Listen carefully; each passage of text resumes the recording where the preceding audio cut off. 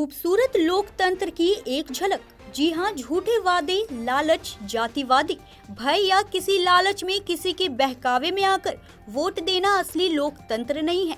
लोकतंत्र तो वह है जिसमें जनता सही मायने में अपने नेता को जांच परख कर अपनी समस्या बताकर अन्य समस्याओं का निदान करने का वचन वोट देने से पहले नेता से सबके सामने करवाएं। खुले मंच से वह भी मीडिया के सामने।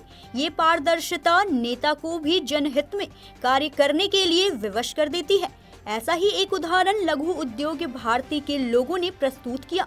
कल रात दिनांक 21 मई दिन मंगलवार को धनबाद के जोड़ा फाटक रोड स्थित राणा रवि सिंह के आवासीय परिसर में लगभग 100 की संख्या में MSME अर्थात लघु, सूक्ष्म और बड़े उद्योग के व्यवसायी इकट्ठे होकर धनबाद जिले के भाजपा प्रत्याशी ढुल्लू महतो को बुलाकर उनका सम्मान करके उन्हें अपनी अपनी समस्याओं से अवगत करवाया और मीडिया के मौजूदगी में उनसे वचन लिया कि सांसद चुने जाने के बाद वे न सिर्फ उनकी समस्या बल्कि पूरे धनबाद और देश हित में कार्य करेंगे। ढुल्लू महतो जी ने भी वचन दिया कि वे हर प्रकार से धनबाद वासियों को संतुष्ट करेंगे। उद्योग देश की रीढ़ है, इसलिए उद्योग को प्रोत्साहित करना उनकी प्राथमिकता होगी। क्या सचमुच हमारा देश बदल रहा है? धनबाद से प्रस्तुत है पंकज सिन्हा की रिपोर्ट। देख रहे हैं न्यूज़ इंडिया 24। मैं हूं आपके साथ पंकज सिन्हा। आज हम धनबाद के जोड़ा फाटक राणा रवि सिंह के आवास पर मौजूद हैं और वो इसलिए क्योंकि आज यहां पे लोकतंत्र का सबसे खूबसूरत नमूना देखने के लिए मिला। क्योंकि जहां प्रजा स्वयं राजा से सवाल कर रही हो, राजा को राजा बनाने से पहले, कहने का तात्पर्य ये है कि 2024 का लोकसभा का चुनाव 25 तारीख को यहाँ वोटिंग होने जाना है और आज 21 तारीख है। महज 3-4 दिन रह गए हैं। 3-4 दिन के अंदर वोट देने से पहले यहाँ के लघु उद्योग भारती के लोगों ने अपने प्रत्याशी को, सांसद प्रत्याशी को बुलाकर स्वागत किया, उनका सम्मान किया और उसके बाद अपने सवाल, अपनी समस्याओं को उनके समक्ष रखा और उनसे पूरा आश्वासन लिया कि वो उनकी हर समस्या में साथ खड़े रहेंगे, तभी वो उन्हें मतदान करेंगे।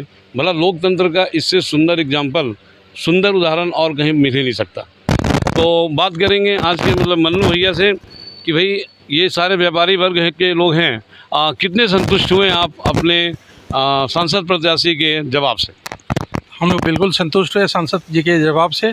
उन्होंने हमें आश्वस्त किया कि हम लोग पिछले 10-12 सालों से हमारे प्लांट में लिंकेज नहीं होने की वजह से हम लोगों का प्लांट काफ़ी परेशानी में चल रहा है और कोल इंडिया लिमिटेड हम लोगों को प्रॉपर क्वालिटी का कोयला, प्रॉपर क्वांटिटी में कोयला हमारे रॉ मटेरियल के लिए प्रदान नहीं कर रहा है। हम लोग सांसद जी से आशा लगा के बैठे हुए हैं कि अगर वो सांसद बनते हैं और एश्योर उन्होंने किया तो हमारा जो हाटको का क्वालिटी है सुधरेगा और अच्छा कोयला हम लोगों को प्रदान होगा। कोल इंडिया के द्वारा स्मूथली हम लोगों को दिया जाएगा।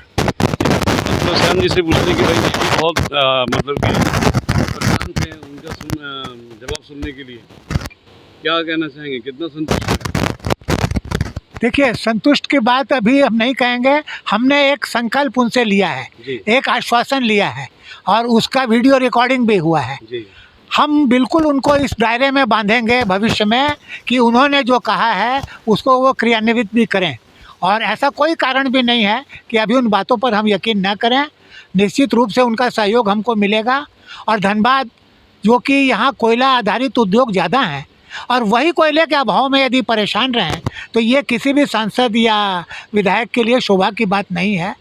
तो इस बात में उन्होंने आश्वासन भी दिया है, विशेष करके लिंकेज को बहाल करने के लिए।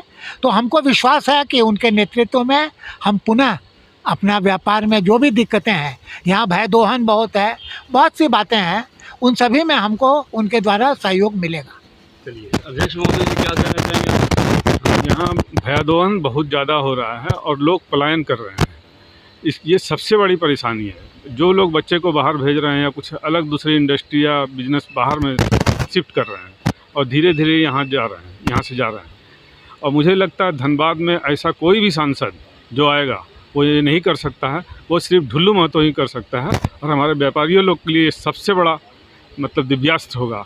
इसलिए हम पूरी तरह से इनसे सहमत हैं और इनको हम लोग पूरी तरह से जिताने की कोशिश करेंगे और इनके लिए पूरा संकल्प के साथ इनको वोट देंगे भी और दिलाएंगे भी। ये है कॉन्फिडेंस। मैं आशा नहीं पूर्ण विश्वास रखता हूँ कि आप लोगों का, बड़े भाई लोगों का आशीर्वाद, छोटे भाइयों का सहयोग हमें मिले। निश्चित तौर पर धनबाद के लोग और धनबाद के प्रति जो भी आकांक्षा लोगों का आशा है, उस आशा को पूरा करने में हम भरपूर अपना सहयोग और योगदान देने का कार्य जरूर करेंगे। आज खास करके भारतीय लघु उद्योग के द्वारा एक कार्यक्रम है कि आप सांसद बनेंगे तो हमारे लिए किस प्रकार से आप लघु उद्योग को बढ़ावा देंगे। ये सच्चाई है कि आज इस कोल फील्ड में सिर्फ खास करके कोयला का बिजनेस बहुत ज़्यादा, उसमें न आप हमसे अनभिज्ञ हैं, न हम आपसे अनभिज्ञ हैं। लगातार इस क्षेत्र में काम करने वाले सभी बंधुओं से मेरा लगातार संपर्क बनता रहा है। आपस में बातचीत करके हमारा हर तरह का सहयोग रहा है।